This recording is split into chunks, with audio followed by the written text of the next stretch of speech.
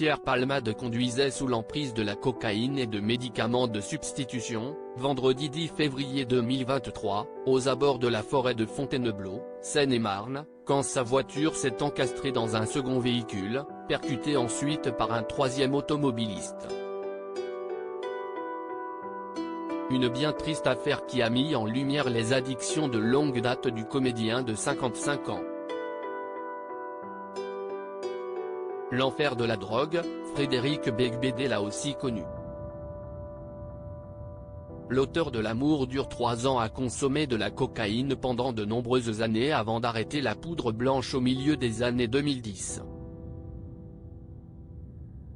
Pourtant, il a avoué sur les ondes de France Inter, mercredi 21 juin, qu'il aurait pu être aujourd'hui à la place de l'humoriste « On n'est jamais guéri ».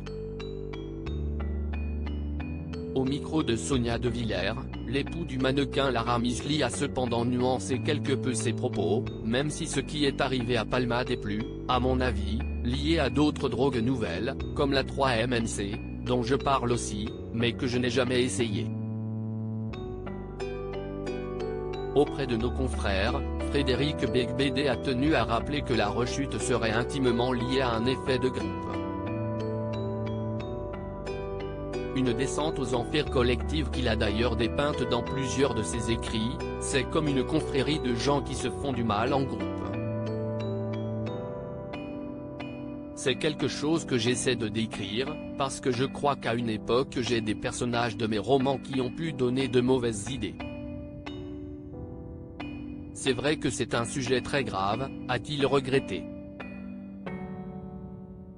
Et de conclure, en tout cas, bien sûr qu'il ne faut jamais croire un ancien toxicomane qui dit qu'il est guéri, parce qu'on n'est jamais guéri. Supérieur à Pierre Palmade, François Cluzet, Benoît Magimel. Les stars sans tabou sur leurs addictions. Frédéric Beigbeder a fait ses adieux à la coke le 16 juin dernier. Frédéric Beigbeder a signé un texte en une de l'Obs intitulé « Mes adieux à la coke » dans lequel il a confessé avoir dit adieu aux nuits blanches.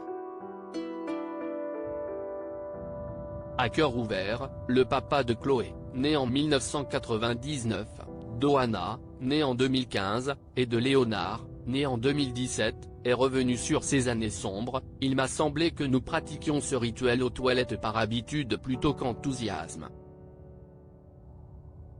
Nous descendions, sans raison, nous pencher sur les rails, pour nous faire du mal sans plus ressentir de bien.